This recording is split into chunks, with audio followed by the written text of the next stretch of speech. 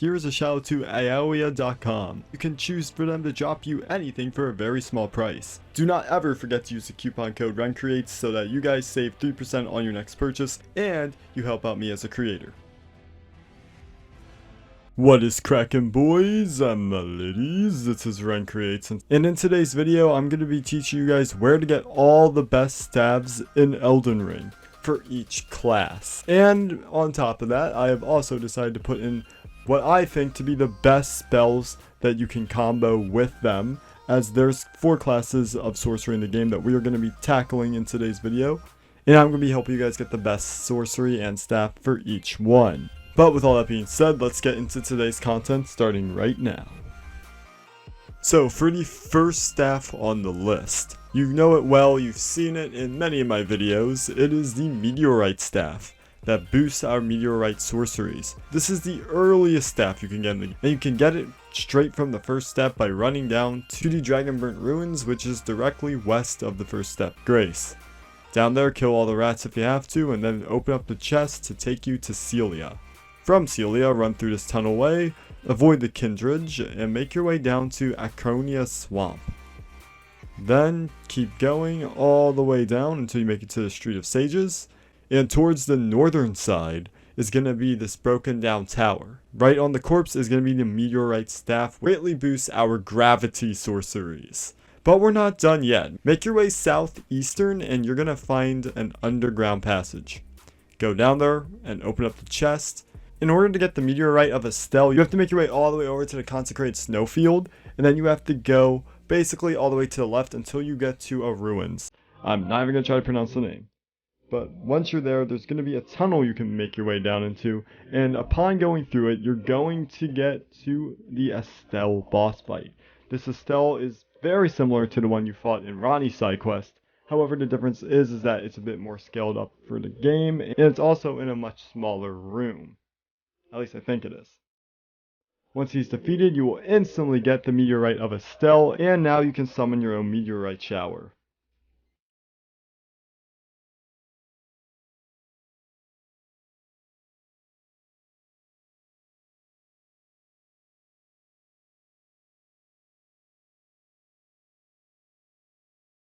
Lusat Staff is probably the best in scaling weapon in this game, which overall would technically make it the best sorcery staff over all of them. This staff means business, and it can be obtained very early on as well. A matter of fact, in the neighboring area where you obtain the Meteorite Staff. If you go from Celia again and run out to the left this time instead of the right, you guys can make your way over to the Celia Town of Sorcery. Here, you're going to have to light 3 torches atop the ruins. And I'm just going to speed this up so you guys can watch this and get every single location down. There's 3 of them. Not to use torrent, jump on the roofs, on the roots, and you're ready to go. Because you're actually going to have to go and fight a boss now. Now, for anybody that's a beginner or very low level, this duo of Noxes can definitely cause you trouble. Even with the Crystalline Ash, even though I highly recommend you use it, it still can be a bit difficult. So make sure that you lock on to the one with the sickle and take them out, since they're constantly going to be on you anyways, while the whip one is going to be more back and chill. Once sickle is down, take out the whip and you've got yourself the staff right behind the fog wall.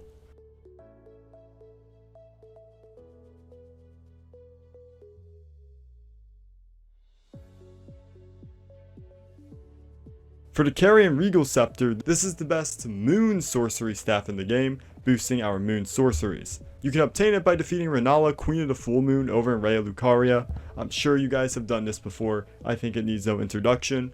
Once she's down, you're going to get the Remembrance of the Full Moon. Go over to Fingerita Ina and go ahead and buy that from her. Now with Ranni defeated, if you guys go through and do all of Ranni's questline, and I mean all of it, make your way all the way down pretty much to the last part over in the Moonlight Altar before the you know what happens. From the Moonlight Altar, and make your way over to Chelona Rise. No clue if I'm saying that right. Here you're going to have to solve a puzzle, and this little puzzle of the 3 giant turtles can be very confusing.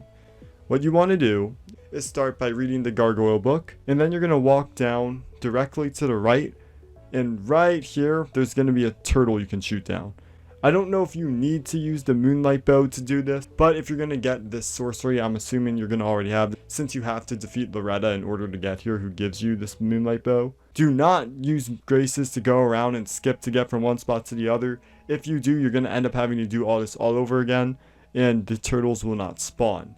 If that happens, you can just go and read the book all over again, and the turtles should spawn back where they are. But for the second one, you're going to go all the way pretty much until you get to this sort of cliffside, and there's going to be another giant turtle here for you to shoot with your great bow. And for the final one, you have to make your way to the northwestern side of this huge mountain, which is where you're going to find another turtle, but you actually have to find this one by jumping up in the air. Sometimes it does not load in, and you have to use the Wellspring with Torrent to basically just flip him upside down from the belly up. This one can be very weird because sometimes it doesn't load in, so you don't know if you kill it or not. But if you do end up killing it, reload the area, load back in, and it should tell you that you have made it. And it should tell you that the rise has opened. But I would take the precautions to make sure that the turtle does spawn in. Again, it just kind of floats there, so it is very weird. But once you've done that, go into the rise, climb up to the top, and bam. Ranni's Dark Moon is yours. The Prince of Death's staff is located in the deep root depths. I actually have a video on how to get there and get the scepter from the avatar, so check that out if you want to know how.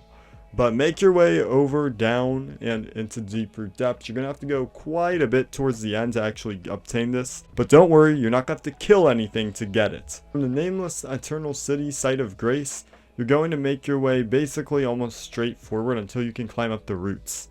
You're going to see here, I'm going to go up, then start climbing up the roots.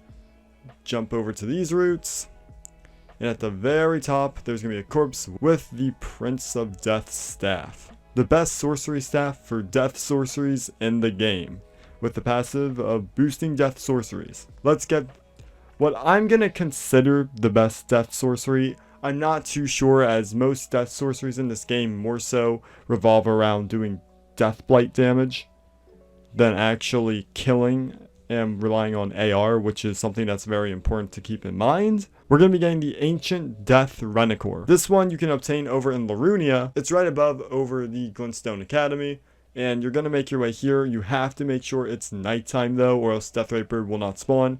And you're just going to go ahead and kill Deathrite Bird. Once Deathrite Bird is dead, you're going to obtain this sorcery, and again, I can't tell you whether or not it's going to really be the best. So now we're going to show off the Meteorite Staff with the Estelle Meteorite. So let's go over the stats first of the Meteorite Staff so we can figure out just how great it really is. So the Meteorite Staff is a non-upgradable weapon. It cannot be reinforced. It doesn't need to be reinforced because right off the bat it has S intelligence scaling.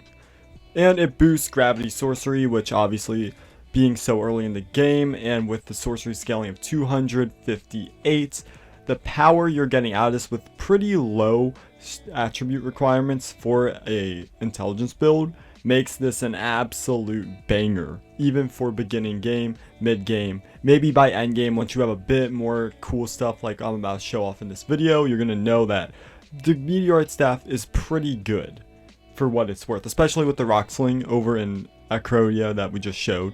But the Meteorite Staff, essentially with the Estelle Meteorite, you guys are going to see right now, is crazy cool.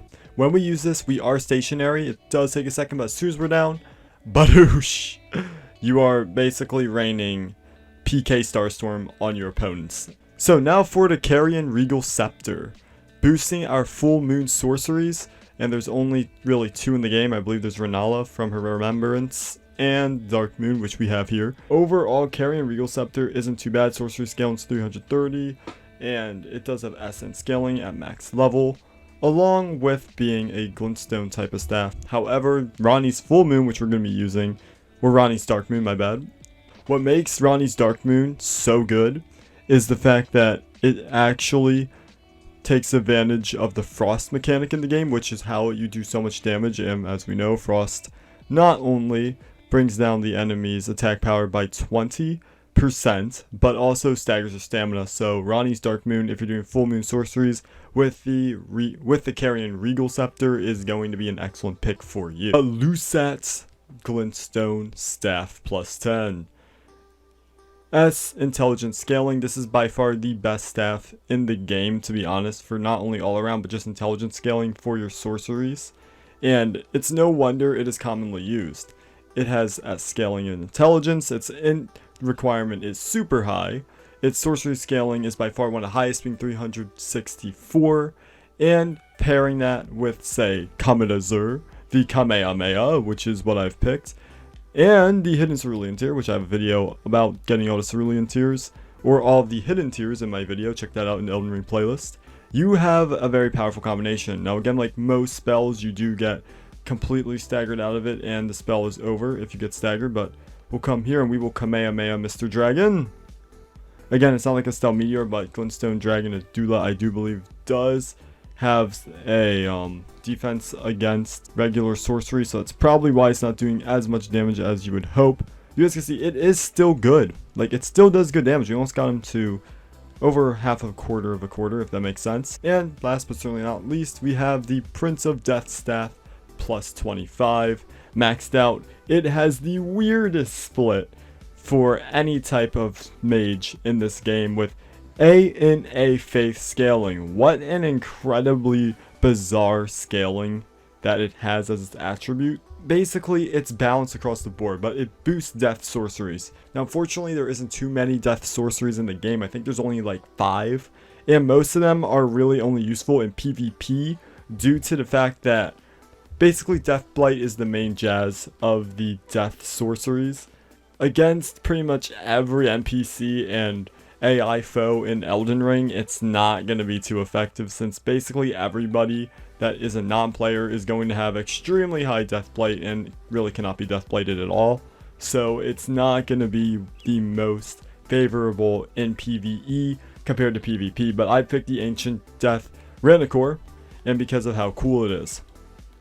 So we'll come over and we will quickly test it out with our dragon boy here, Adula. And again, it's not doing that great of damage, but it is consuming very little, and once we can get all of it in, it is okay. Adula probably wasn't the best to show off, to be honest, because of how high his defense is, but it should paint a picture that Ancient Death Renacore could be really good. Before we end today's video, I want to thank all of you guys for watching till the end, but this video was how to get the best stabs for every sorcery class in Elden Ring.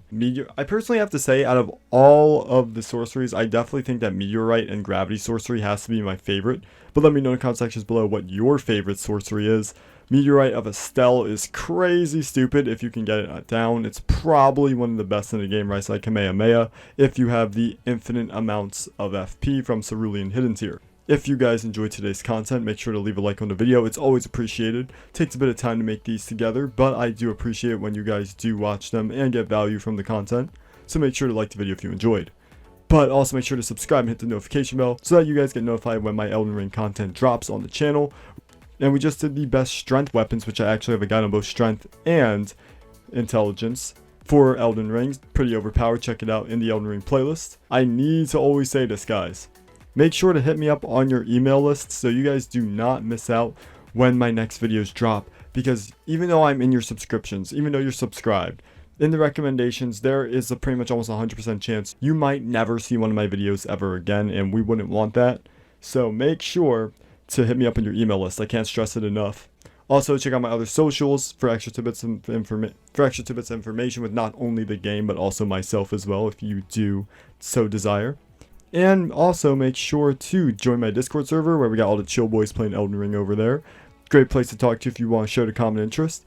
Join the journey through the lands between by checking out the Elden Ring playlist in the description below. Over 100 videos within a month's time of the game's release, and we have been crushing it, so it would be very appreciated if you guys can check that out.